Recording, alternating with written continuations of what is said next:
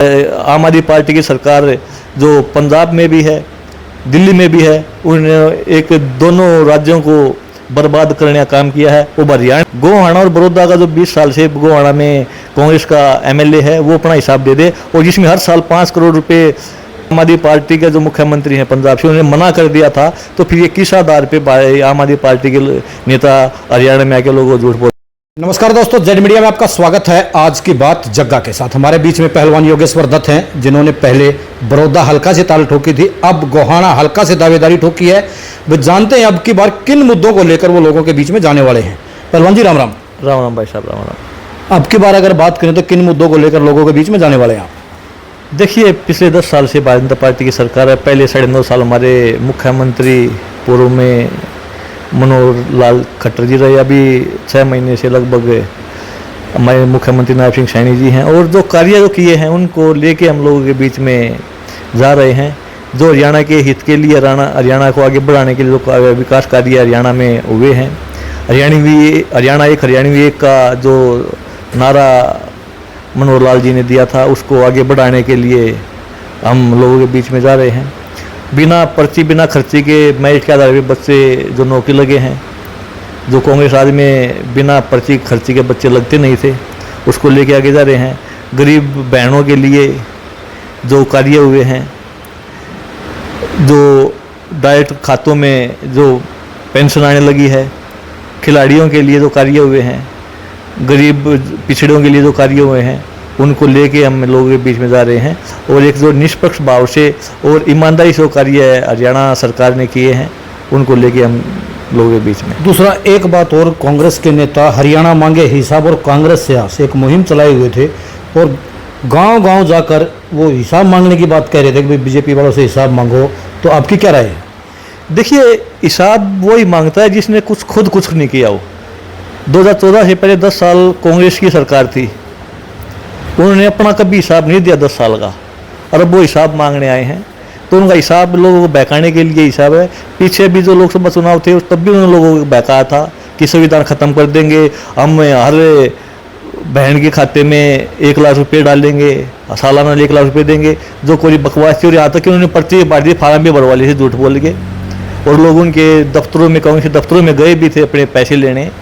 तो उनका ये झूठ बोलने का काम, अभी वो जो हिसाब मांगने आए हैं, मैं तो पहले ये कहूँगा, पहले गोहाना और बड़ौदा का जो 20 साल से गोहाना में कांग्रेस का एमएलए है वो अपना हिसाब दे दे, और जिसमें हर साल 5 करोड़ रुपए हरियाणा सरकार जो मुख्यमंत्री जी हैं उनके खाते में डालते हैं कि भाई आप अपने क्षेत्र में विकास कार्य करवाइए। उन्होंने क्या कार्य करवाए हैं और किस गाँव में करवाए, किस आधार पर उन्होंने वो चले, वो अपना हिसाब दीजिए।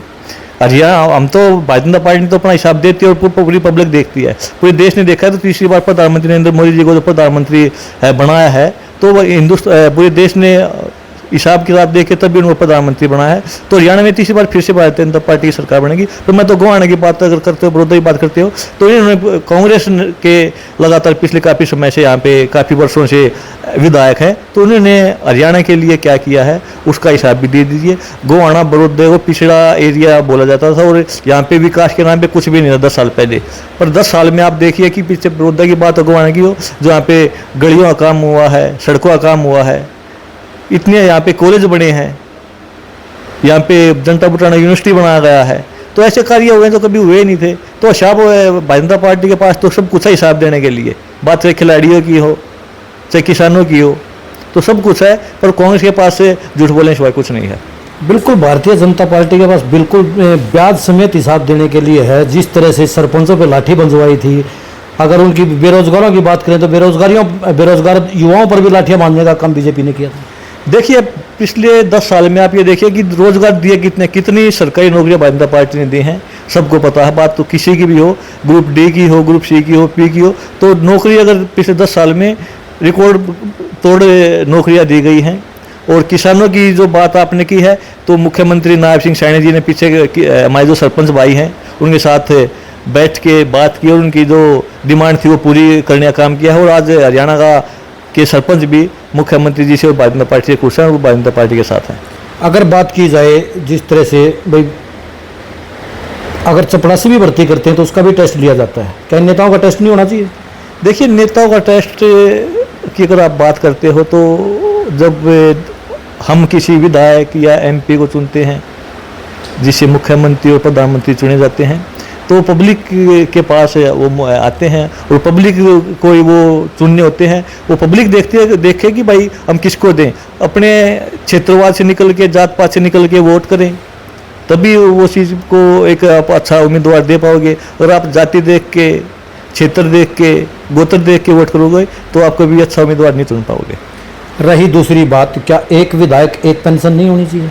देखिए बिल्कुल होनी चाहिए, उसके हम हक में हैं। एक विधायक एक पेंशन बिल्कुल होनी चाहिए, इसमें कोई दो राय नहीं। जो चीज़, और पीछे हमारे पूर्व मुख्यमंत्री जो मनोहर लाल जी हरियाणा में, उन्होंने कुछ इस तरह का बदलाव किया भी था कि भाई एक लिमिट है, उससे ज़्यादा पेंशन किसी की नहीं होगी। रहा दूसरी बात, जब भी इलेक्शन आता है SYL का मुद्दा और दूसरा जाति पाति में पूरे समाज को बांट दिया जाता है, आपकी क्या राय है? देखिए SYL मुद्दे की अगर बात करोगे तो हरियाणा सरकार का हमेशा यही कोशिश रही है कि हमारा पानी हमें मिले। पिछले 10 साल से ये कोशिश पूर्व मुख्यमंत्री जो हमारे मनोहर लाल जी हैं करते रहे हैं, और उनकी बैठ के भी जो पंजाब के साथ चलती रही है। पीछे भगवंत मान जी के साथ में उनकी मीटिंग थी, जो आम आदमी पार्टी के मुख्यमंत्री हैं, और उन्होंने साफ मना कर दिया था पानी देने के लिए कि भाई हम हरियाणा के सिवा पानी नहीं देंगे। पर आम आदमी पार्टी की सरकार जो पंजाब में भी है, दिल्ली में भी है, उन्होंने एक दोनों राज्यों को बर्बाद करने का काम किया है। वो हरियाणा में जो आम आदमी पार्टी के जो नेता हैं वो हरियाणा को बर्बाद करने की कोशिश कर रहे हैं झूठ बोल के। और मैं तो ये कहूँगा कि जब उन्होंने आम आदमी पार्टी के जो मुख्यमंत्री हैं पंजाब से, उन्होंने मना कर दिया था, तो फिर ये किस आधार पे आम आदमी पार्टी के नेता हरियाणा में आके लोगों को झूठ बोलते हैं और यहाँ पे चुनाव लड़ने की और लोगों से वोट मांगने किस मुँह से वो अपील कर रहे हैं? तो लास्ट में लोगों के लिए क्या संदेश छोड़ना चाहेंगे आप? देखिए मैं सभी हरियाणा वासियों से यही कहूँगा कि 2 महीने बाद चुनाव है, अच्छे को चुने, भारतीय जनता पार्टी को चुने, जो एक हरियाणा एक हरियाणी को आगे बढ़ाने का काम कर रही है, बिना पर्ची बिना खर्ची के युवाओं को रोजगार दे रही है मेरिट के आधार पे। खिलाड़ियों की बात हो, किसानों की बात हो, पिछड़ों की बात हो, हरियाणा सरकार भारतीय जनता पार्टी का एक ही काम रहा है कि सब आगे बढ़े, सभी खुश रहें और सभी को रोजगार मिले। ये थे हमारे बीच में पहलवान योगेश्वर दत्त, जिन्होंने बताया भी किस तरह से हमें आने वाले चुनाव में वोट करनी है। आपकी क्या राय है कमेंट करके जरूर बताएं। चैनल को लाइक करें, सब्सक्राइब करें और शेयर करना बिल्कुल ना भूलें।